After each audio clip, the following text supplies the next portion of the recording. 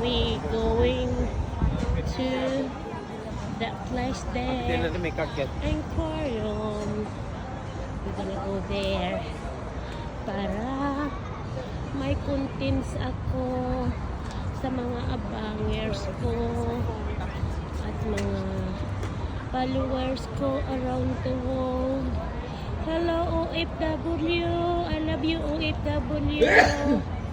Mahal na mahal ko yung mga OFW kasi kung ano yung ginagawa nila sa paglilinis ng mga bahay-bahay, mga amo nila, ay ganun din ang ginagawa ko dito. Naglilinis ako ng mga bahay, ng mga tao, at saka mga construction.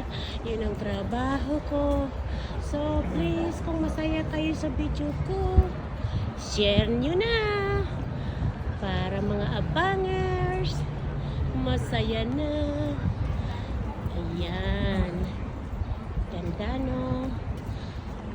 Hello to mga OFW, I love you Facebook.